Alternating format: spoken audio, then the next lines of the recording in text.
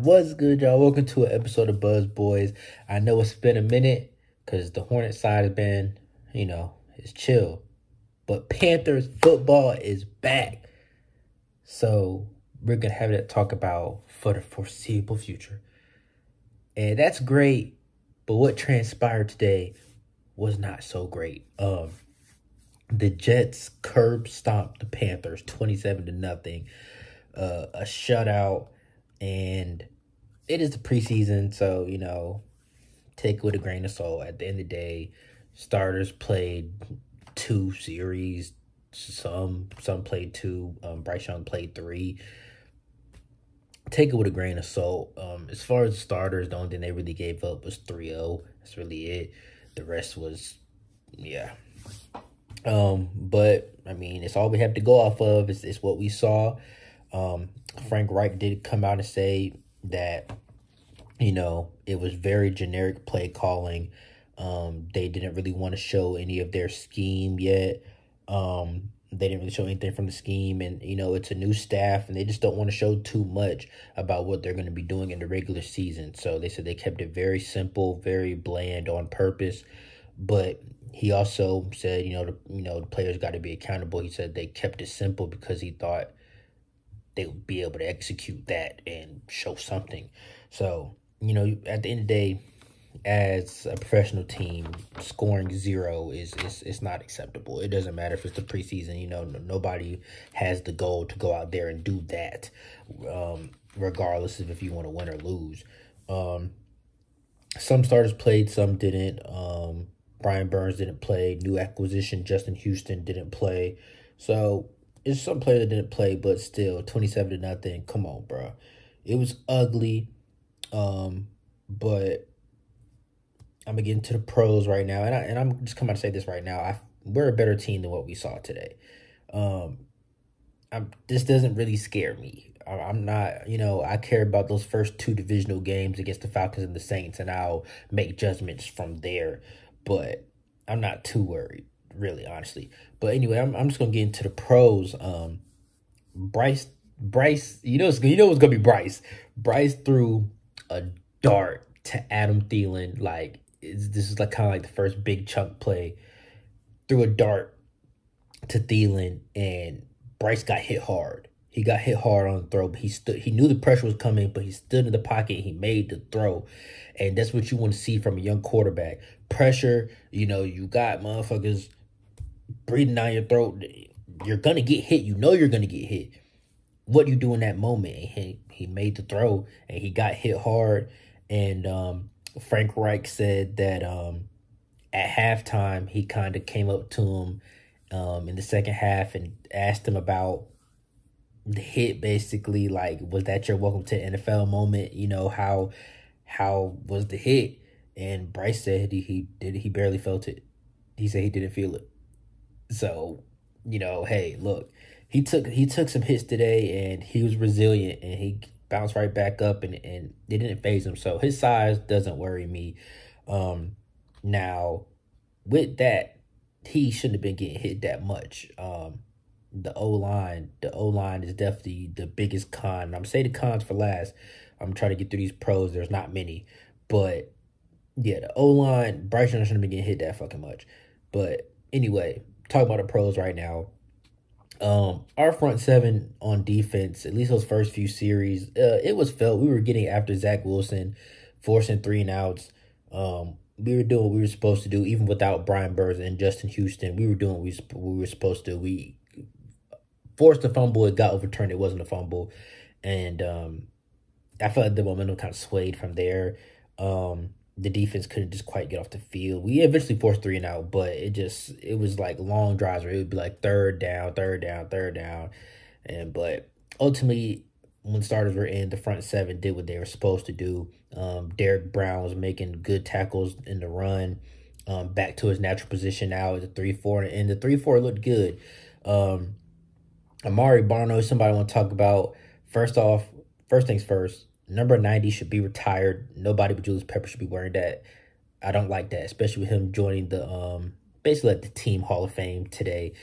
It's just I don't really like it. But anyway, Barno, he had a nice sack. He was the only sack. He only person to have a sack today, and he's somebody who was coming up the ranks last year, but new coaching staff, guys from the last regime, unless they're established, they can kind of drop in the pecking order.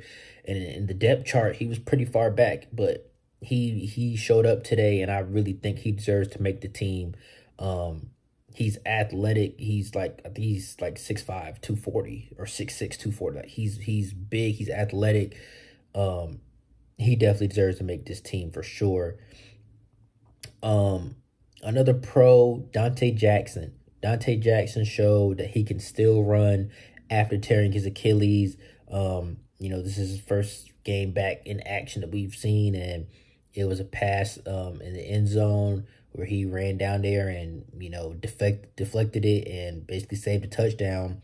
And it just showed he can still do this after the injuries. So that's big. That's the peace of mind that hopefully Dante can provide for us fans, because we know what J.C. Horn's going to do as long as he's healthy. This kind of the thing for as long as they're healthy. Dante Jackson, he gets burnt, and sometimes he does, but he's a pretty good corner. It's just, can him and J.C. both stay healthy and be out there? But Dante come back from the injury, looked good in a few plays that he was out there. He wasn't out there long. To me, Spencer Brown was a W. He looked better than Chuba Hubbard to me, way better, actually. Spencer Brown had like 4.5 yards per carry. Chuba Hubbard had like 2 yards per carry. Spencer Brown looked better to me, even getting involved in the passing game a little bit. So I was actually kind of impressed with him. He, had a couple of plays where he broke tackles and made something out of nothing, and it impressed me in the moments that I watched him. And Sam Franklin pick, only turnover of the game that we forced on defense. I'm putting it as a pro because it was good. It was good to see him. He's mainly a special teams guy, so to see him actually impact on the defense is great. But bro, the Jets' third string quarterback is the only person between you and a pick six, and you let him tackle you, bro. You had so much room, and you run right to him. Like, what the fuck? What the fuck? And another thing I don't really know to put as a pro or a con, just because he didn't really, I don't think he got a target. Jonathan Mingo, the rookie, he's starting out there. And I was gonna make a depth chart video when they dropped depth chart, but I've just been busy, man. But yeah, he's starting, so I guess you can count that as a pro because it means he's been doing the right things in training camp, even though they have been talking about him potentially having drops. So I don't know, but today the starting wide receivers were Adam Thielen, DJ Chark, and Jonathan Mingo. That was the three out there. So we'll see. Now getting into these cons, man. Like I said, the number one con, O-line. Even the starters, I felt like them first three didn't impress me. Because Bryce Young was getting hit. So it's like that was the starters. Now we do have somebody missing at right guard. Austin Corbett, he is a good lineman. And his backup, really the third string, because our draft pick is I think it's Zavala out of NC State. Icky's former teammate, he's hurt. So Michael Jordan, who, fan favorite, his name is Michael Jordan, and blah, blah, blah, it's cool and all. But he's ass. He's ass. And he gave up, I feel like, 2 of the sacks or 2 of the hits that Bryce took. So, yeah, bro. That right guard is going to have to be something that is solidified. We got to keep Bryce upright. I don't want him taking a lot of hits, bro. Just because he can take them doesn't mean, even with Cam Newton, big, strong, I used to hate to see him get hit. So it's just like, I don't want to see a quarterback get hit. Okay? So that O-line needs to be solidified, and I definitely feel like, they can play better, and they will play better than they did today. But it still was definitely a concern, not even from starters, but just the depth in general. Like, these second, third string guys just getting blown by. And, the Jet starters didn't really play much. Some of them didn't play at all. A lot of them didn't play at all. But after them first few series, this is second, third, fourth string guys embarrassing this O-line. Um, it was ridiculous, bro. So it's definitely a concern because if any of our linemen get hurt, we can't count on these motherfuckers. Cam Irving and Michael Jordan both play like shit. So yeah, bro, I didn't like that at all. That's definitely my biggest con. Another con, Black Shear's bad decision making on punt return and kick returns. Now this isn't something that's too major, but it is important because there was plays where, he could have made a fair catch at, let's say, the 17 or the 15-yard line. He lets it bounce, and now the Panthers are at the 2-yard line. That goes into my next point of the offense not being able to get going. Well, the offense can't get going because look at where we're starting at.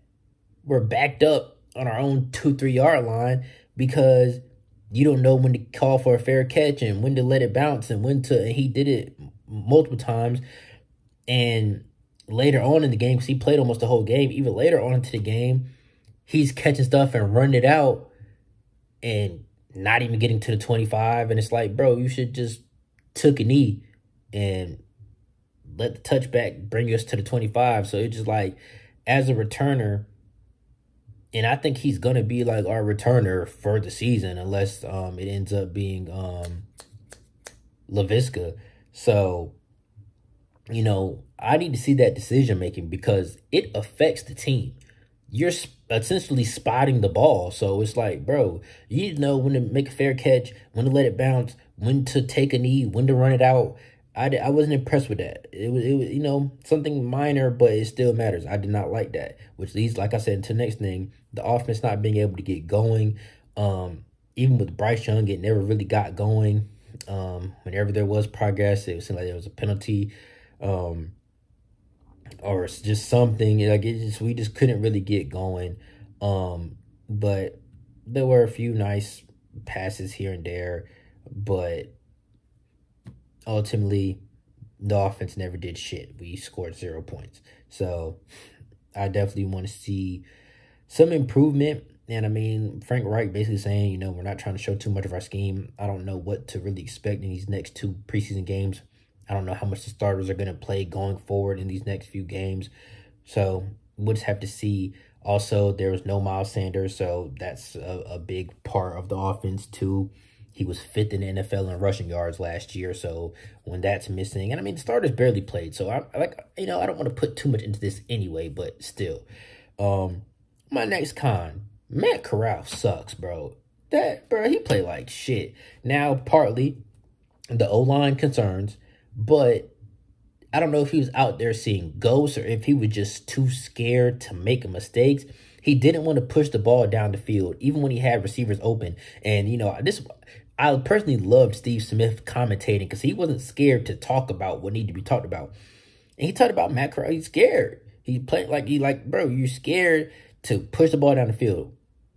As quarterback, that's what you got to do. If somebody's open, now don't force it.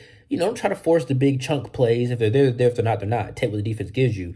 But it's times where you got motherfuckers open and you not making the pass, or you're pump faking and overthinking it, and now that window's gone. So, and there's a few times where we saw Matt Corral try to run, and he thought about running. Do I pass? Do I run? Do I pass? It's too late. And one of those plays, really the only good play that he made basically all day, he was running, then he threw it right at the line of scrimmage. At first, he said he was past it, and it was about to be a 3-and-out. And then they ended up reviewing it and reversing it, and it stood. So he didn't impress me at all. He had 2 fumbles today. Like, I just wasn't impressed by anything that he did. Now I understand, he's been out because of injury and all of that. I get it. But he showed me nothing positive. Literally nothing. So I'm glad for Andy Dalton on this team. And Frank Reich said that Andy Dalton might not even play this preseason. They're going to take it game by game. So, Andy Dalton is a 10, 11-year veteran at this point. We know what he can do. He just was starting games for the Saints just last year. So I'm glad that we have Andy Dalton because Matt Corral, yeah. I think that's about everything. I'm gonna go ahead and wrap this up. Like I said, I don't want to put too much into this game. It still is a preseason game, but you hate to get shut out and have 0 points on the board. And stay tuned for Panthers content. If you're a Hornets fan, hopefully you're a Panthers fan too. If you're not, hey, I get it. It is what it is. But if you're new to the channel and you are a Panthers fan, subscribe. Hit that notification bell because plenty of Panthers content is going to be dropping because it's NFL season, baby. It's finally here. But just more about this channel. It's mainly a Hornets channel. It's the off season right now, so it's the Panthers' time to shine. I want to focus on UNC more this season as well. It's really supposed to be UNC, Hornets, Panthers, but sometimes I like on the UNC stuff. So, and the Panthers were too miserable last year for me to keep making videos on. So hopefully this year they don't let me down. But anyways, I'm gonna wrap this up. I'll catch y'all on the next one, man. Peace.